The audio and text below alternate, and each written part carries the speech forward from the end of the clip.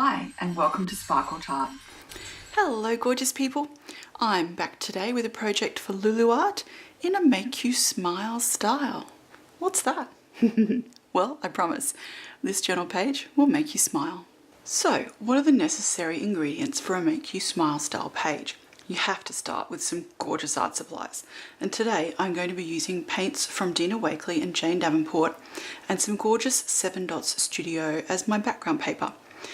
So the first thing to do is cut the paper to a little bit smaller than the size of your journal page so that you can glue it in when finished. Now don't do that now because you're going to make a really big mess. Now I have a wonderful stamp from Tim Holtz and some squid ink from Jane Davenport, and I'm just going to randomly stamp this gorgeous handwritten text stamp across the background, and it just adds an additional element, makes it a bit more unique rather than just 7 Dot Studio paper. Gorgeous as it is, I like to make it a bit more mine. Now I've chosen to use the squid ink because I know that this will be waterproof when dry, and with what I'm about to do to this poor piece of paper, it needs waterproof ink. Now the next thing, I'm going to use this striped stencil from Tim Holtz, it's called Shifter Stripe, and some distress ink just to make the background paper kind of bold. Now I'm using the little distress foam tool here to apply the ink, and I'm making sure that I'm not doing it so that it's all exactly the same. So I'm making some spots lightly inked, some more darkly inked, and then just flipping the stencil around so that I can do the whole page. Just make sure you line those stripes up really well. And it'll just mean that the colour is a little bit more varied and a bit more interesting, so it's not just sort of this one flat looking thing. I like stuff that's a bit varied. If you try and make it look too perfect, I fail dismally. I'm not sure about you. Now once you've got those stripes on the page, it's time to start having a little bit of fun because our background is ready to go. So I've got a little paint scraper and some of those gorgeous Dina Wakley and Jane Davenport acrylic paints, and I'm just going to add the tiniest little bit of paint to the end of the scraper and scrape this across my page. And depending on the paint you're using, some of it can be quite liquidy, and as you're about to see with the magenta, can make some interesting bold marks. So just add a tiny bit at a time and go really slow just to add some color to the background without adding any more stripes, because you don't really want more stripes. You just want a little bit of color. As you can see, that pink was a bit wet, and it sort of makes it stand out more. So just sort of have a play maybe on a piece of scrap paper before working straight onto your background, just to see how it's going to work. Add a little purple, a little dark blue, just so it looks amazing. Now I have to apologize for the next part. You're about to hear a whole lot of rain noise because this was filmed during the flooding in Townsville, and I'm sorry, there was not a day without rain for me to record, so my apologies for the rain noise you're about to hear. Alright, so for this next step, I'm just going to add a little bit of the magenta and the dark blue paint into a palette, and then with a flat brush, I'm just going to load up the brush with that pink paint and touch the tip of it over here to the blue. Now I want to paint some roses on my canvas, just very stylized roses. So I'm going to start with the base layer. I think I'm just going to paint 3. So all I'm doing at the moment is judging the size. I think I might like that one a little bit bigger. And laying down the base colour. Okay, a bit more pink on the brush here. Again, dip it into the blue, and I'm making the rose so that I start with the pink paint on the outside and the blue in the center to create a darker middle. And then once I've got that done, the middle, just sort of wave the paintbrush around a little bit really. So now that I've got a bit of a mix, I'm just going to make that rose slightly bigger and then go for a third. Now you can still see the stripes behind this, so what I'm going to do is just mix up a bit more of this pink paint and add another layer. Now it doesn't matter if it covers over some of the purple. Basically I just want to cover up some of the stripes and make this a little bit more opaque so that the stripes don't interfere with anything going on the top. Now that this is almost dry, I'm going to need a little bit more paint. I'm going to use lime for the leaves. I'm just going to apply it with the same brush. Now as you can see, I'm leaving the brush strokes in the piece. I think it just looks a little bit more interesting that way. It doesn't take much to add them, just sort of 2 squiggles of the paintbrush really. Okay, I kind of like that, gives me some space here. Now the other thing you could do is also add some around the edges if you wanted to sort of have a few more leaves, but I'm pretty happy with that. Now if you'd like them a bit darker, just kind of go over the original painted areas with a bit more of the lime. And if you would like an even darker leaf, like a completely darker leaf, add a bit of that dark blue paint. Just a hint. I might do that now and just show you what I mean. So I've got a little bit here, probably a bit too much. Just mix it in. And then you can just go in and add sort of like a little swish. And if you'd really like to get a little bit more variety, just add a bit more green back in. And that'll give you a mid-tone. And suddenly that very simple leaf has a little bit more life to it. And you can keep doing that as many times as you like to get the right colours. Oops, I always manage to get my finger in the paint somehow. It's a talent, not a very useful one. Let that dry. Alright, up until now I have been working with a dry brush that is just wet with the acrylic paint. That's about to change. So, whilst I'm using the same flat brush, it's now a bit damp. And I'll also be working with a water brush. So I'm going to darken up some of the edges here, just to make the roses stand out a bit more and to give the background a different look. So what I'm going to do is edge everything with this beautiful dark blue paint from Davenport and then blend out the edges with the water brush.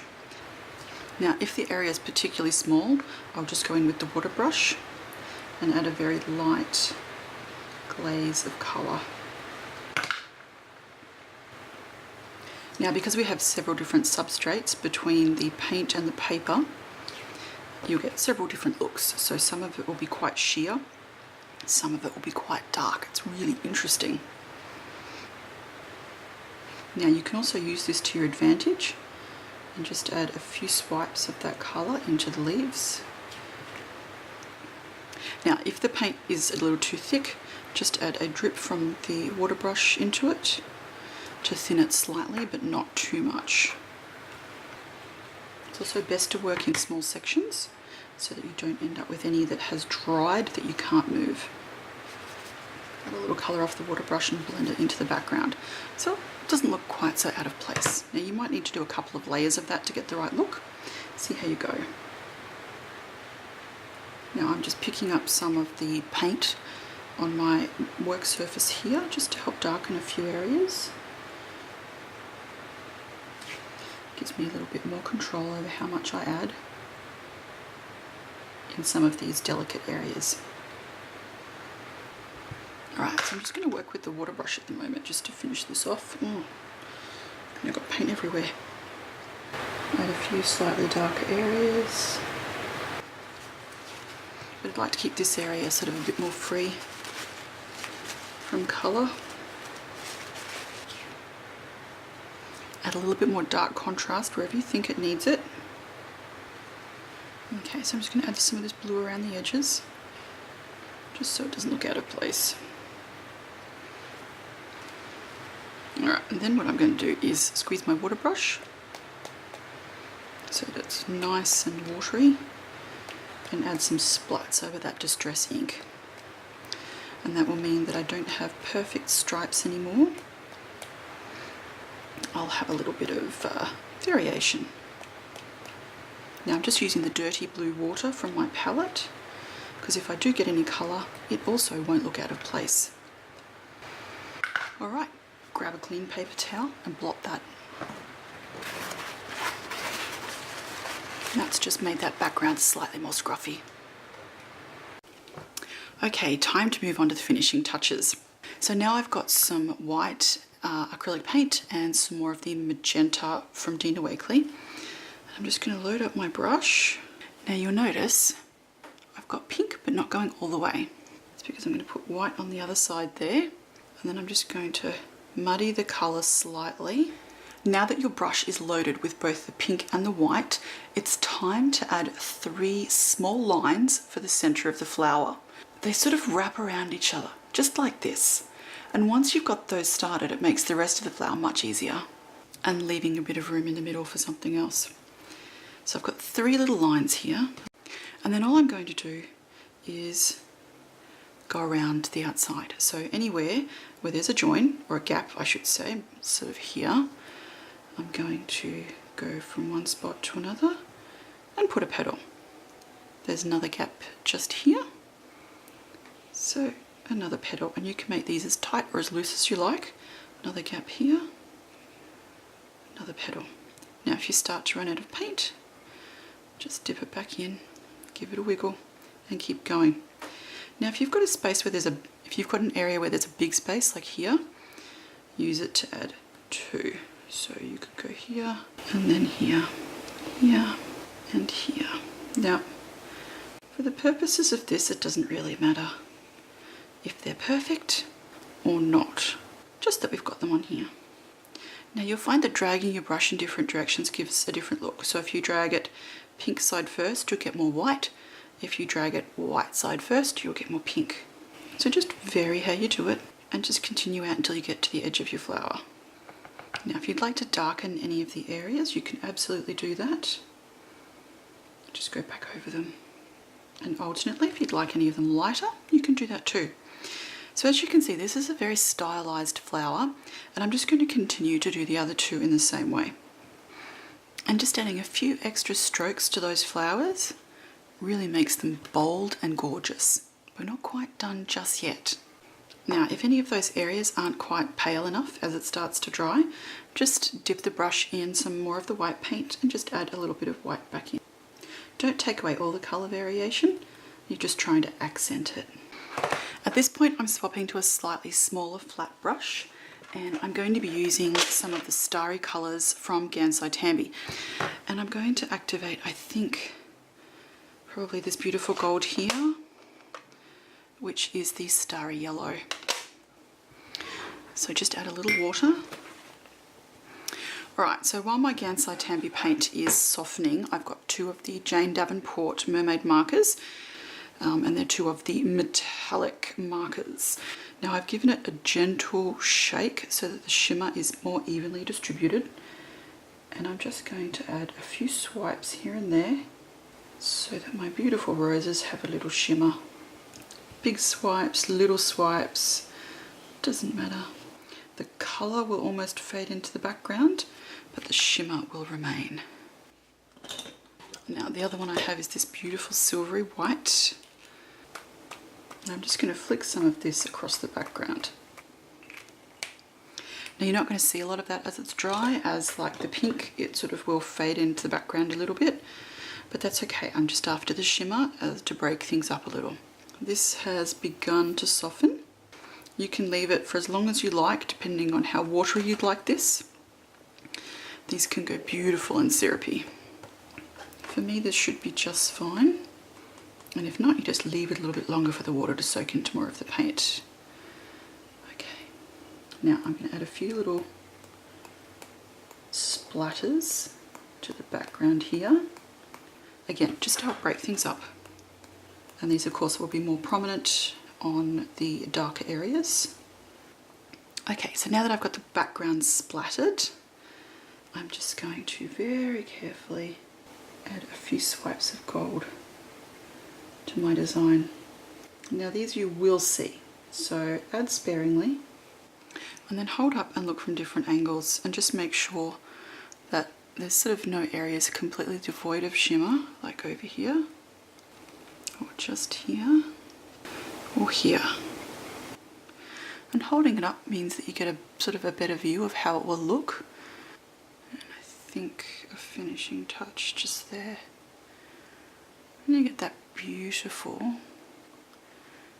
little extra, something extra. You know I love my something extras. Alright, this is beginning to look bright and bold and gorgeous, and I'm loving it. So when all this dries, you'll have the different coloured speckles from the silver mermaid marker and the gold paint. The gold will be stronger because it's more opaque, because I made it that way. You'll have the delicate shimmers from the pink mermaid marker on here with a little bit of shimmer, and then the much stronger bright golds, which is gorgeous.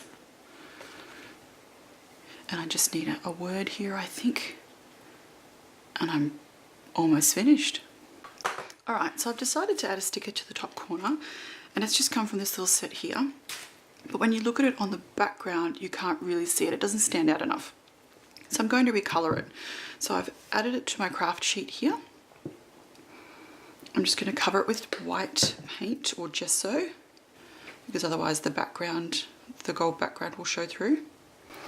Okay, so while that's drying, I'm just going to add a few other touches. So to start with, I have some pens from Davenport, plus a Sharpie marker and just a gold acrylic marker here. Now, it doesn't really require much. All that I'm going to do, just test my pen over on the side first.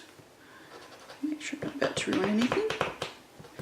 Double check it's got good enough ink flow. And then I'm just going to add a few little dots to the center of each flower, and a little bit of gold to the edges. And I just want to use this to help break up some of the pattern from the background. So I'm actually going to draw on the background a little bit so it stands out. Now keep it loose, don't try and be too precise. Okay, so I've just got a rough outline for those petals, and add a bit of this dark pink in as well. Not a lot, just a little bit of green on the edges of the leaves here. Again, just to help define the shape. And I've just got the Jane Davenport white pen here, just to help add some highlights in, as many or as few as you choose. And again, just hold it up to have a look. Make sure there aren't any bits missing something big before putting it back down again. And that just helps sort of give it a bit more whiteness, a few highlights. It stops it from becoming too flat and boring.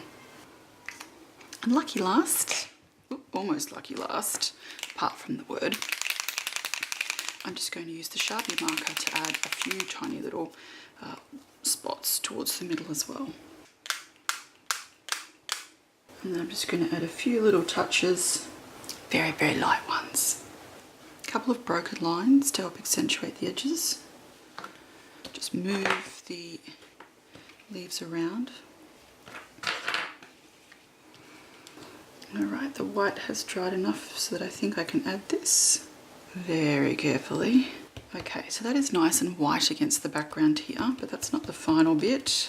I'm just going to use the tip of my tweezers to clean up any little fuzzy bits that are on the edge of the lettering. And add the little dot for the eye. Okay, so now that's down there, I'm going to do two things. One, cover it with white Sharpie marker paint. Now I couldn't add the Sharpie marker first because that would not have been able to cover the edges of the sticker as well. Now this is now super bright white yum against that background. Two, cover it with glitter drops, and that should add some real punch. And it's time to add the final shimmering elements. Now I'm seriously considering adding a few white paint drops here, just so that that's not the only white element on the page. So I've got some Higgins drawing ink.